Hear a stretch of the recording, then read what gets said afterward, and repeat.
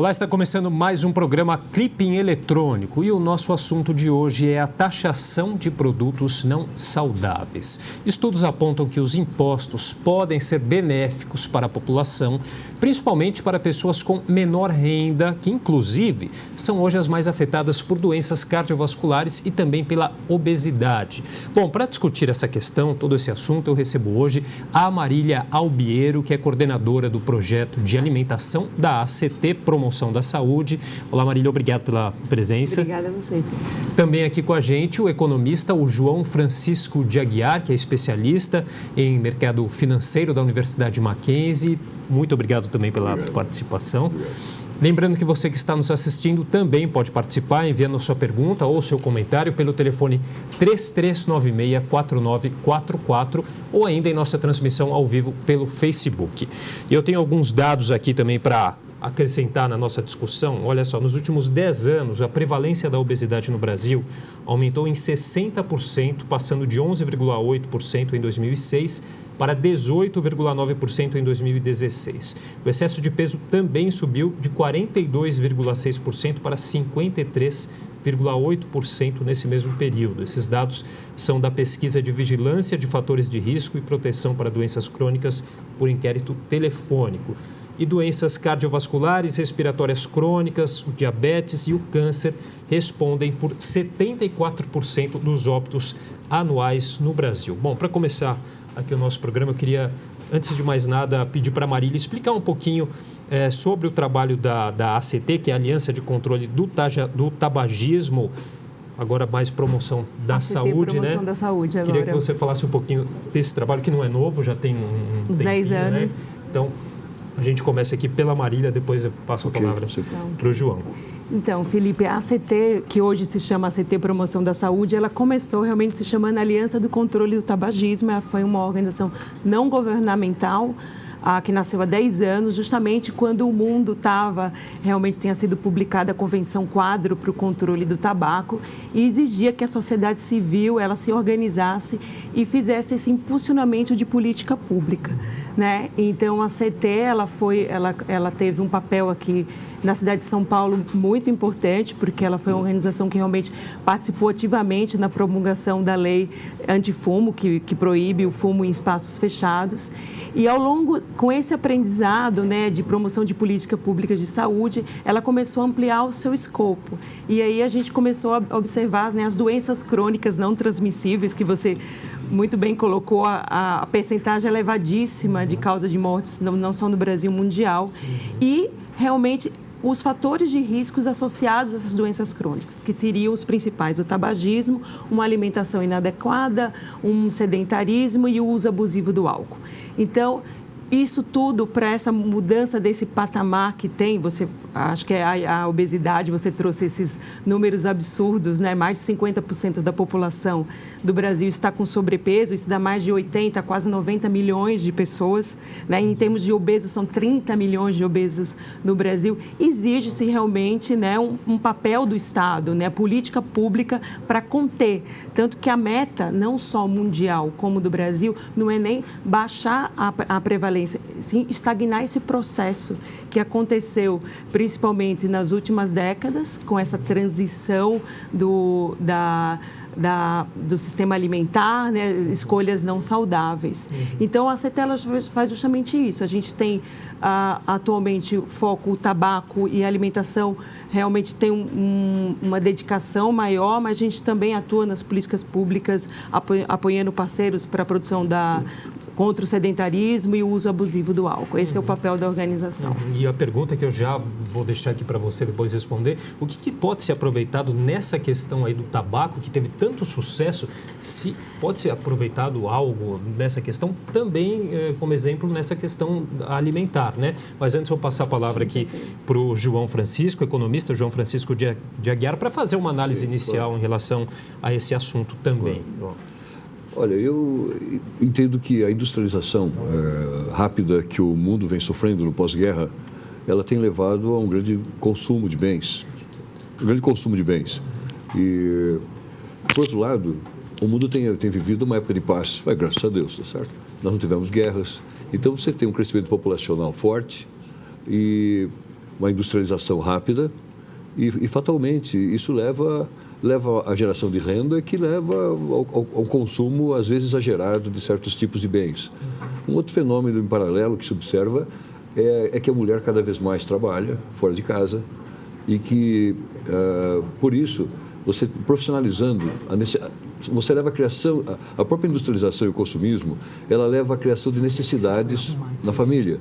E para suprir as necessidades, a mulher ajudadora começou a trabalhar fora de casa. Isso é quase hoje uma realidade em países desenvolvidos e no Brasil também. Sim. E aí as crianças, muitas vezes, não ficam totalmente assistidas, né? Ou ficam assistidas de uma forma não adequada, não totalmente adequada, e ficam expostas ao consumo. Então, essa é uma questão que tem que ser examinada. Eu acho que um outro ponto que tem que ser examinado é a questão de informação. A informação é fundamental. O que houve no caso do cigarro, por exemplo, eu não fumo, mas o que houve no caso do cigarro é claro. Quando você adquire um pacote de cigarros, você tem claramente lá os efeitos nocivos que ele provoca. O produto é altamente tributado, né? Mas cabe ao consumidor escolher o que ele quer fazer. E para isso tem que ter valores, né? Então nós somos um país de informação e ainda com os meios de comunicação não totalmente desenvolvidos. Então é natural que você tenha muito gap aí, que causa distorções. Então, eu vejo que a questão da informação é crucial aí, e os produtos têm que ter clareza de informação sobre efeitos positivos e negativos, como o caso do cigarro, e aí que também deveria ser considerado. Agora, eu concordo com a Marília, essa questão da saúde, ela vem sofrendo por causa da industrialização rápida. Você tem países como, em alguns lugares na China, onde você vê pessoas andando com máscara o tempo inteiro, no meio daquela poluição, né? Mas você tem agrotóxicos também, e você tem produtos industrializados, e quando a gente olha o rótulo, a gente fica até com receio de tomar. A gente acaba tomando ou consumindo, né? Mas a gente tem receio. E eu creio que falta muita informação, né? Tá certo?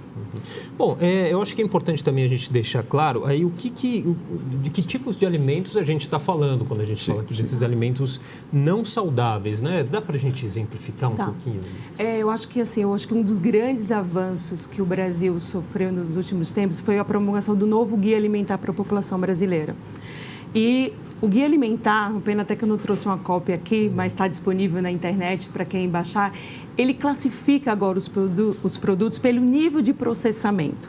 Você tem produtos in natura, minimamente processados, e aí vai aumentando o grau de processamento até chamar o chamado os ultraprocessados. É uma palavra difícil, até que a gente também está tentando introduzir. E esses produtos, na verdade, eles não são mais alimentos, eles começam a compor outros elementos como corantes, excesso de adição de açúcar, sal, que isso muda o perfil nutricional.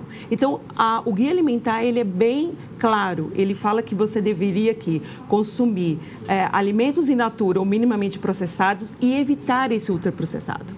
Então, bebidas açucaradas, né, que aí a gente fala, né, que são sucos de caixinha, refrigerantes, né, ou qualquer produto que você olhe no rótulo e você veja uma grande gama de ingredientes e muito deles você não tem na sua cozinha, ele é considerado um ultraprocessado. E eles são realmente ricos, normalmente, em açúcar, sal e gordura. E por isso que realmente eles têm impactos nocivos à saúde.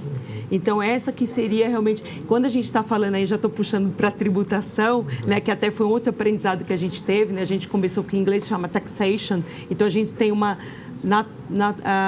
normalidade de traduzir para taxação, mas na verdade a gente está falando de tributação, porque pode ser uma gama de possibilidades, né, de tributos, né, impostos, que foi algum caminho, ou alguma contribuição.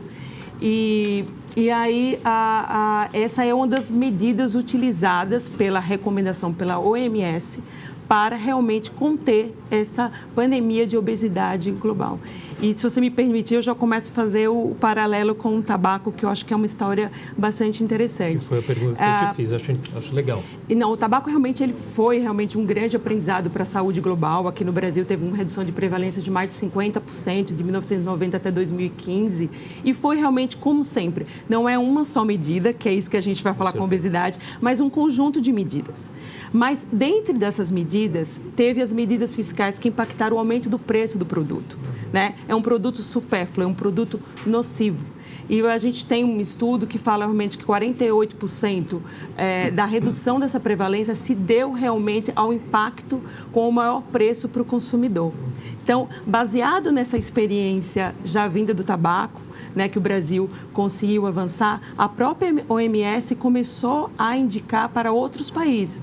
Atualmente, mais de 20 países têm adotado tributação de produtos não saudáveis. A maioria passa realmente pelas bebidas açucaradas. A gente tem bons exemplos aí, inclusive no México, aqui só para citar um, de uma sobretaxa aí, né, de 10% sobre essas bebidas açucaradas, né, que está em vigor desde 2014. É citada, inclusive, aí em estudos como um bom exemplo. Né, exatamente. México e a cidade de Berkeley, nos Estados Unidos, são 2 exemplos. Eles têm muitos estudos econômicos que estão sendo feitos para realmente verificar a efetividade dessa medida fiscal. E, por enquanto, os resultados têm sido muito bons. E é lógico, assim, o professor colocou muito bem. A gente acho que tem um grande consenso, como a obesidade é multifatorial, não existe uma solução, é um conjunto de soluções.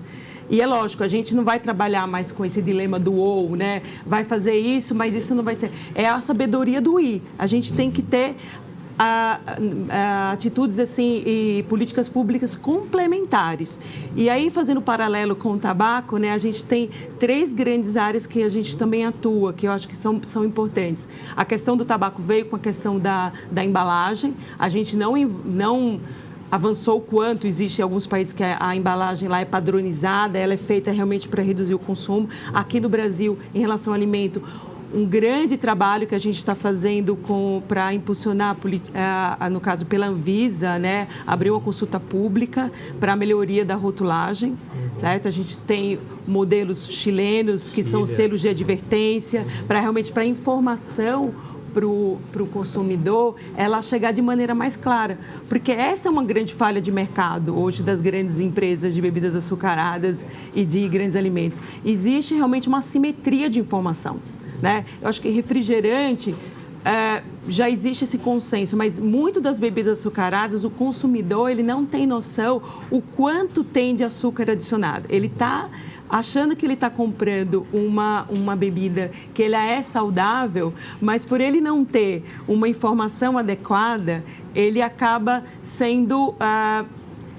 falo enganado, mas ele não tem todas as informações para aquela tomada de decisão, né? E outro paralelo que a gente faz com a indústria do tabaco é a questão... O tabaco teve as restrições de publicidade.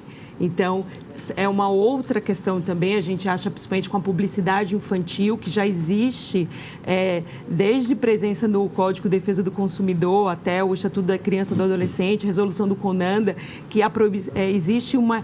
É proibitiva a publicidade infantil e hoje ela não é cumprida.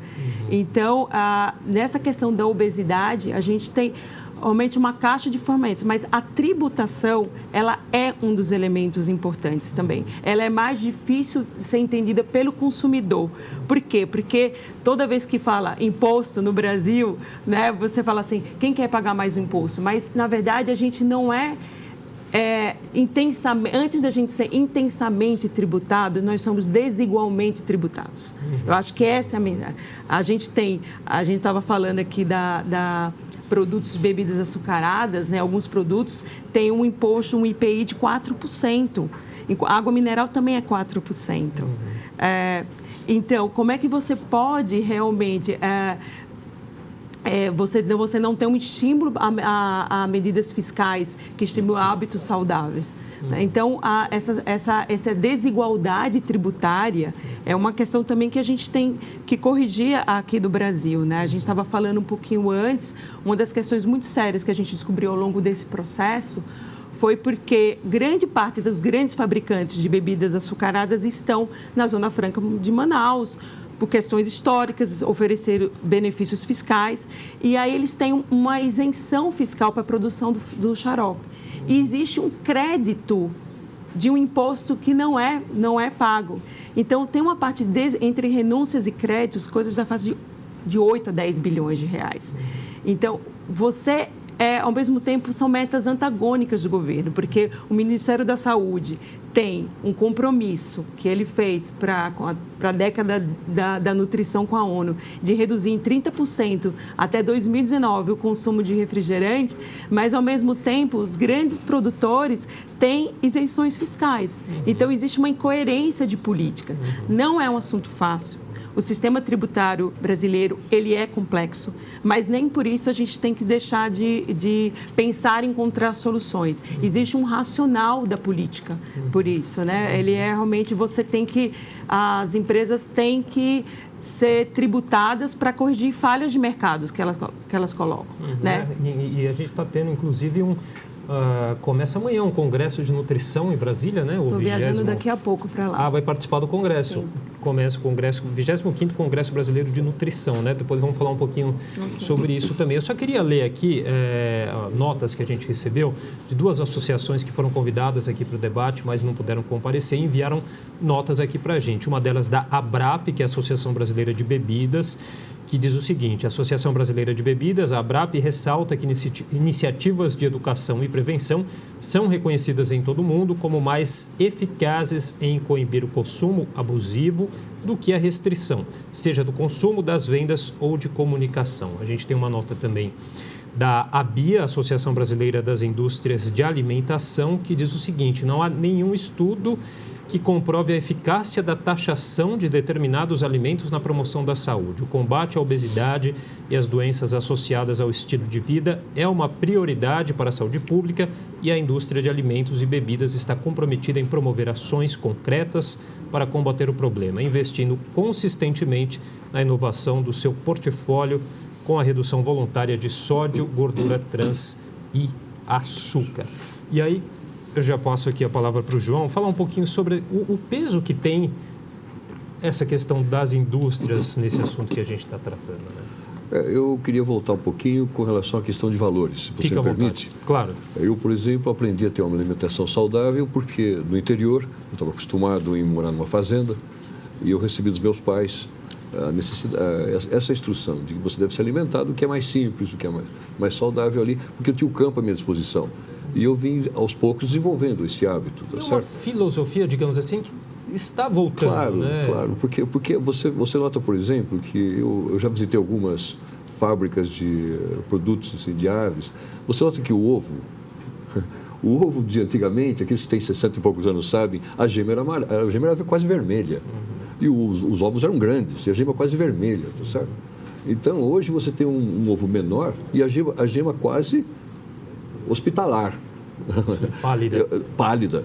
Então, isso realmente também é um problema. Quer dizer, geneticamente, alguns alimentos vêm sendo modificados. É uma outra discussão complexa que está nesse entorno aí, tá certo?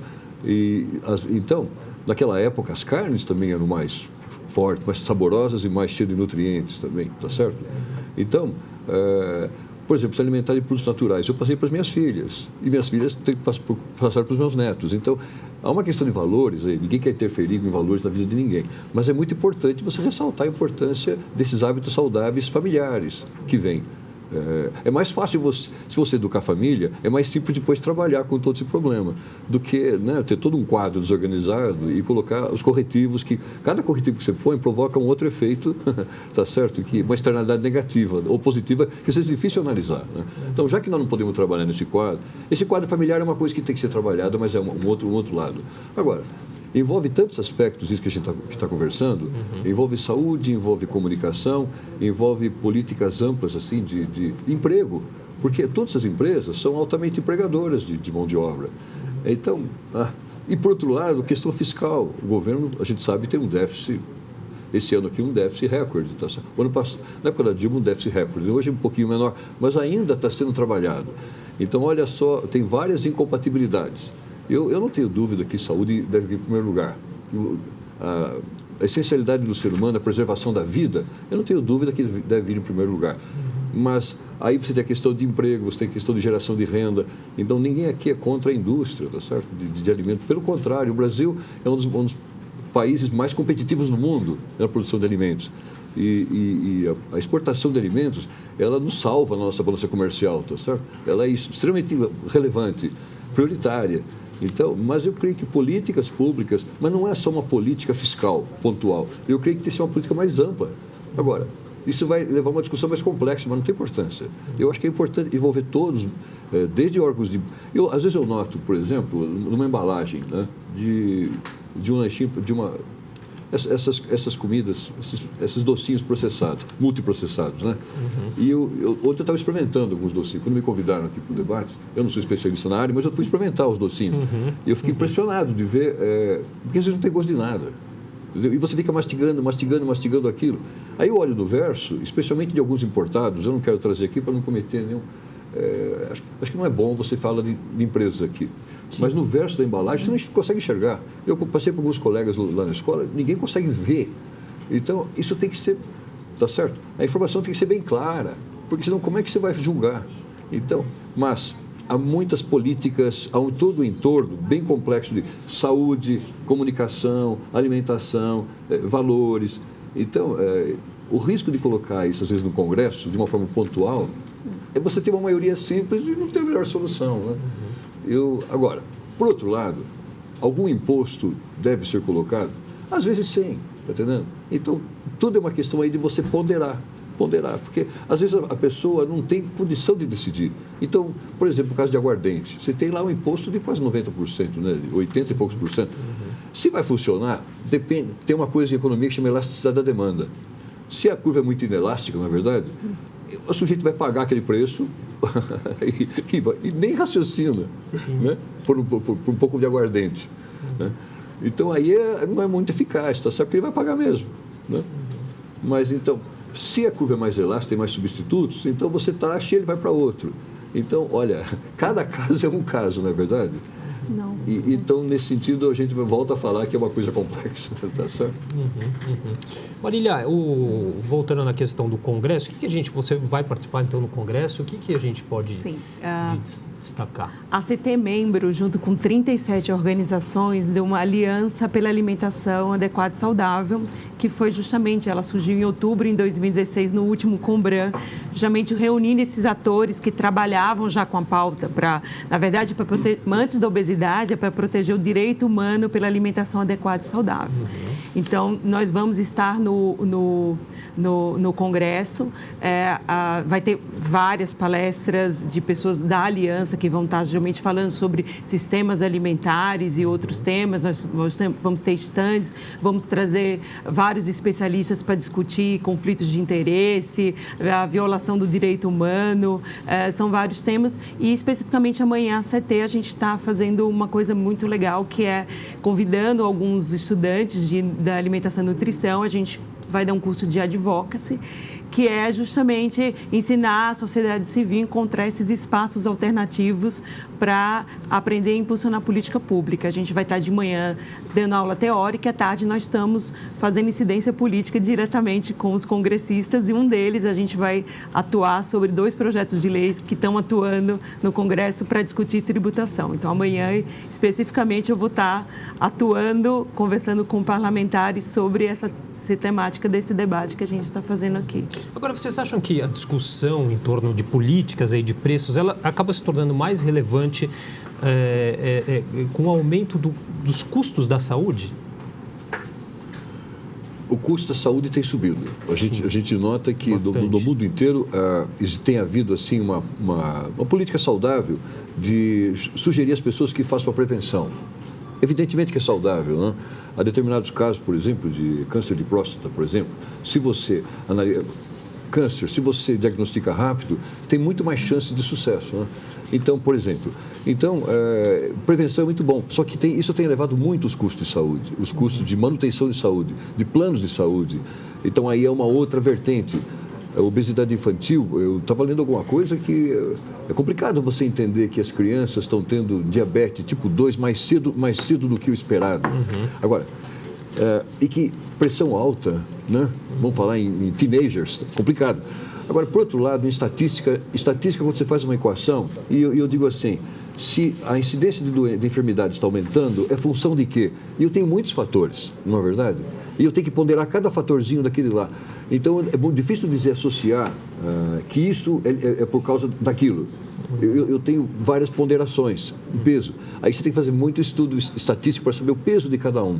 E se realmente a incidência de doença estiver, assim, por um fator relevante estatisticamente de obesidade, aí é a situação de você atuar. Mas isso tem que ser provado. Eu não sei se tem estudo provando assim, essa associação imediata. Tem? Eu estou perguntando para você, porque deve ter gente estudando esse tipo de coisa no mundo todo. Essa associação, né, entre, por exemplo, a enfermidade em crianças atuando de forma mais precoce. E quanto que a obesidade, entendeu, é responsável por isso, tá certo? Ou então, o contrário, né? A obesidade subindo em função da enfermidade. Quer dizer, quanto que esse tipo de coisas, assim, o consumo desses bens super saturados é responsável pela obesidade e enfermidade, entendeu? Essa ligação tem que ser bem clara também, para você saber quanto é responsável e quanto que você vai taxar. Então, nesse sentido que eu não sei até que ponto o estudo está aprofundado. Eu creio que há uma ligação, mas eu, por exemplo, quanto que tem essa ligação? Tá certo? Quão relevante que é essa ligação? Então, esse é um outro ponto. Tá certo. Deixa eu repassar o nosso telefone aqui para você que está nos assistindo, queira participar, enviar uma pergunta, um comentário, que é o 3396-4944. Você também pode fazer a sua participação pela nossa transmissão ao vivo pelo Facebook, no endereço que você está vendo aí na sua tela.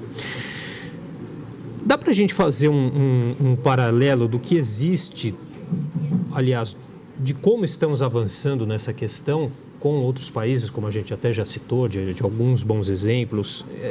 Como estamos caminhando nessa questão? Que é uma questão que envolve várias vertentes aí, mas dá para a gente fazer uma análise? Vamos lá.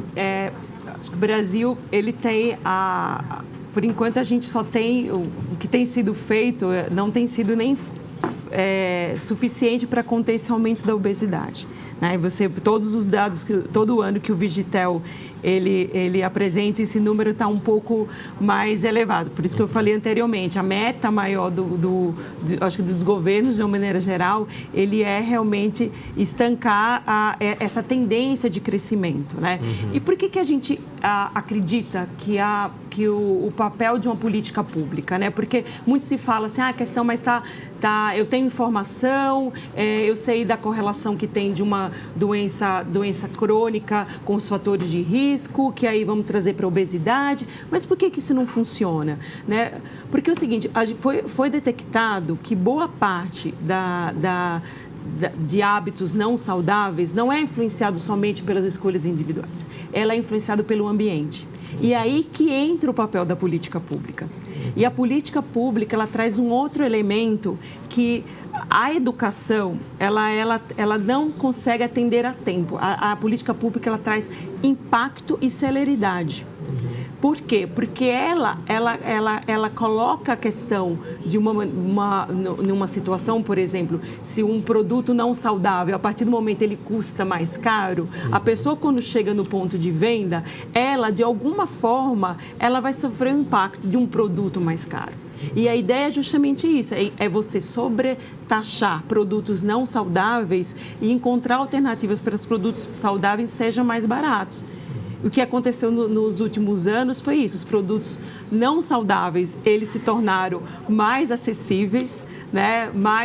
Com mais publicidade, e aí o que acaba acontecendo? Os hábitos não saudáveis, os produtos saudáveis, eles ficarem mais difíceis de ter acesso.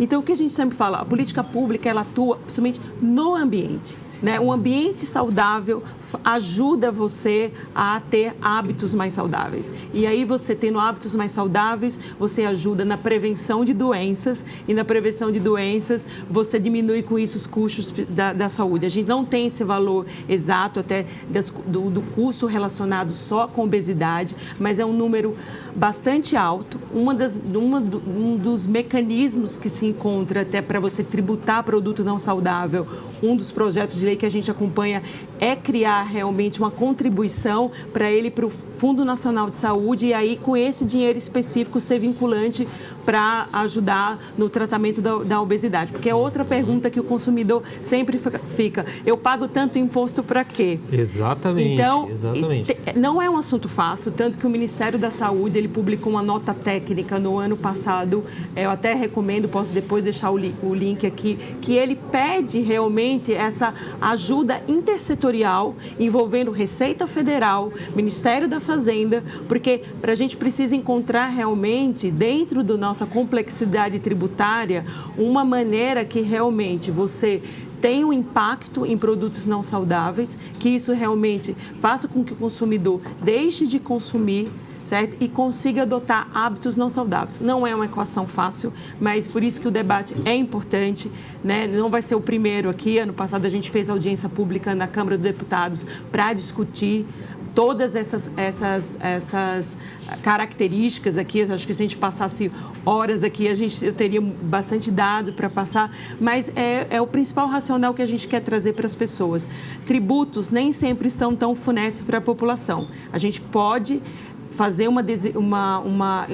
trabalhar mais por essa igualdade tributária e onerar realmente produtos que causam externalidades negativas para a população. Esse é o principal racional da política, que às vezes o Estado tem que intervir no ambiente para que essas escolhas saudáveis sejam mais fáceis. É que normalmente a população não vê o retorno em relação a esses impostos que são pagos, né?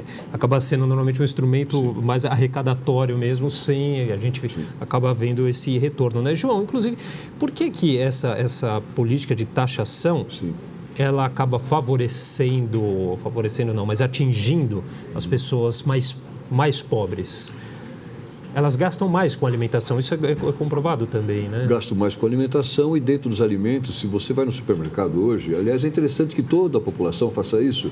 Olhe no supermercado, quando olhar aquela fita o recibo no final, olha quanto está pagando de imposto dentro dos alimentos e procura tentar reduzir essa alíquota. Você chega a pagar 40%, 30% em média. Vamos supor que a pessoa sai do supermercado com, sei lá, com R$1.000.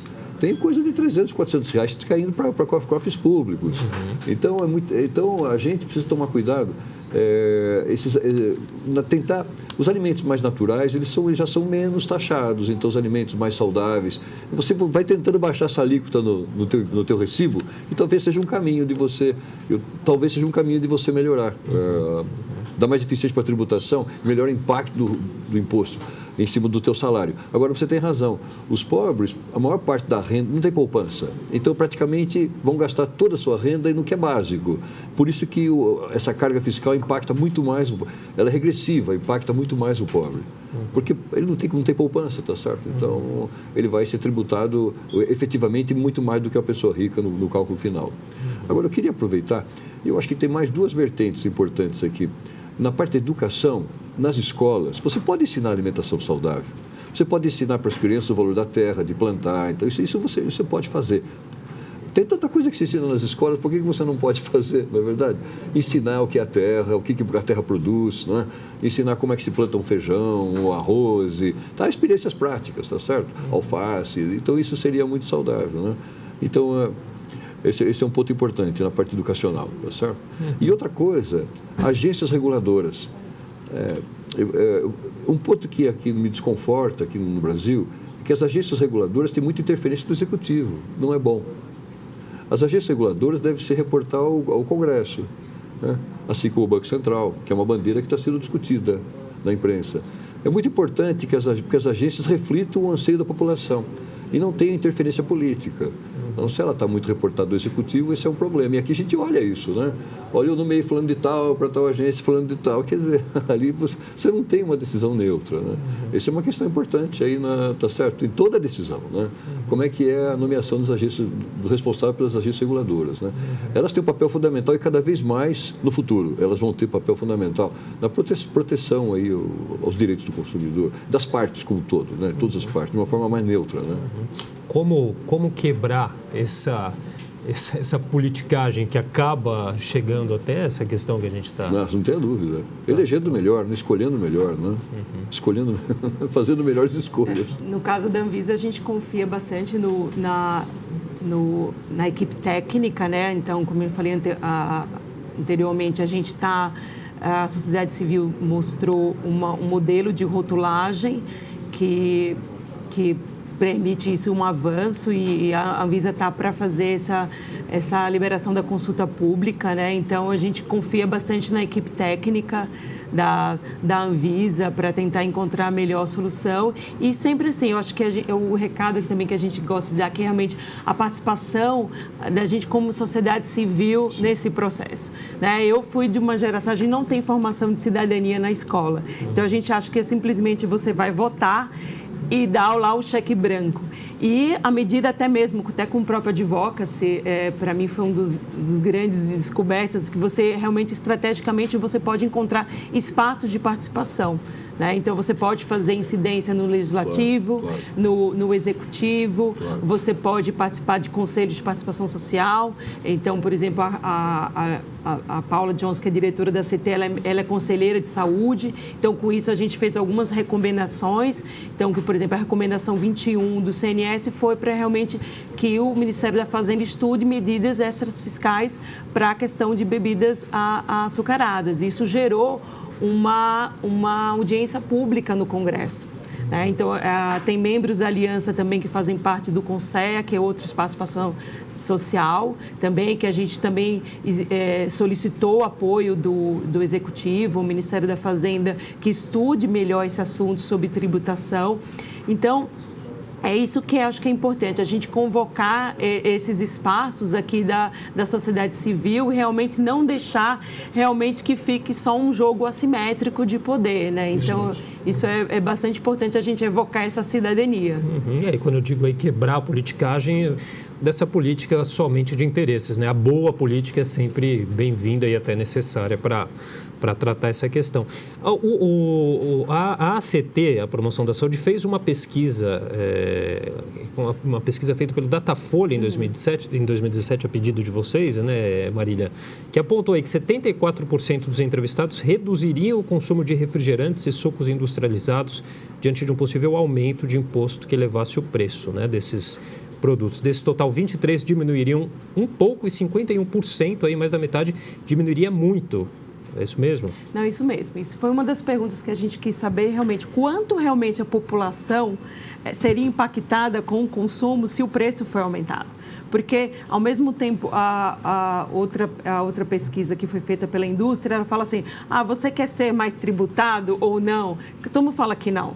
É lógico, mas aí a pergunta foi justamente para ver a efetividade da pergunta. Se esse produto custasse mais caro, você deixaria de comprar? Sim. E é isso que a gente tenta trazer, principalmente para a população de baixa renda, né? Que vocês comentaram realmente com todos os dados precisos.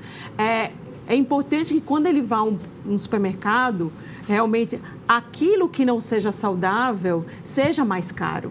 Porque eu sei, você é impactado por publicidade, até mesmo por acesso. Se o preço ele é realmente um fator que influencia na decisão de compra. E é tanto que quando as empresas querem vender mais, elas fazem o quê? Promoção. Elas baixam o preço. Então, trazer, eu sei, parece complicado, mas é trazer essa reflexão para o consumidor na hora, naquele momento que ele não tem, que ele pode ter toda a informação, ele pode ter educação, mas ele é suscetível a preço, todos nós somos. Então, produtos não saudáveis têm que realmente custar mais caros. É essa igualdade que a gente busca nessas políticas e outras questões. E a questão... você me permite ali que você tocou claro. Outro ponto importante da política que a gente também batalha, que é a ambientação de ambiente escolar. As escolas, elas são realmente ambientes que têm que estar protegidos, né? Então, eu também sou mãe e às vezes eu vejo absurdos que, por exemplo, as crianças estudam nos livros alimentação saudável, mas como é que estão as cantinas? Só tem ultraprocessados e só tem... Então, existe também uma incoerência entre um discurso e uma prática. Exatamente. Então, tem todas já outras políticas públicas que também a gente está promovendo, né? Uma que a gente vai fazer incidência amanhã, que é a proibição de refrigerantes nas escolas, né? Esse projeto de lei está no plenário, né? Precisa votação para poder passar para o Senado. É um projeto de 10 anos. Então, e ele só andou graças à participação da sociedade civil fazendo incidência política. Tá certo. Bom, nosso tempo já está chegando aí no final. Eu queria uma consideração final breve de cada um de vocês. Vamos começar aqui pelo João, então. O ser humano é o mais importante que tudo. É claro que você tem que gerar empregos, que você tem que ter progresso, mas é importante a saúde e a paz do ser humano e a qualidade de vida do ser humano. Então, colocando o foco no ser humano acima de tudo, porque sem ele nem faz sentido nem a nossa existência. Então, eu não posso colocar, embora eu seja adepto de livre mercado, seja professor de economia, é claro que a gente está sempre exaltando o poder das empresas, mas o ser humano é acima de tudo e sem ele não tá certo, a gente não tem razão da gente existir. Então, nesse sentido, todas essas ações pela saúde, pelo bem-estar da população, eles são mais do que válidas, tá certo? E eu sei que essa é a direção correta mesmo que o Brasil tem que trilhar. Tá certo. Já aproveito então para agradecer aqui o economista, o João Francisco de Aguiar, participando aqui com a gente. Marília, por gentileza. Não, na verdade, eu queria agradecer essa oportunidade, né? A gente nunca acaba tendo chance para discutir com um pouco mais de detalhe, né? Os racionais das políticas públicas, né? Quando é que, às vezes, o Estado ele tem que realmente fazer algum tipo de interferência, mas explicar que isso não está influenciando, intervindo na liberdade de escolha, mas sim protegendo a população e promovendo a saúde. Então, mais uma vez, eu agradeço o convite e ficamos abertos para outro debate, sempre que possível. Tá certo, agradeço demais também a participação da Marília Albiero, que é coordenadora do projeto de alimentação da ACT Promoção da Saúde. Muito obrigado. E agradeço também a você que nos acompanhou em mais um programa Clipping Eletrônico. TV Câmara São Paulo, a política da cidade passa por aqui.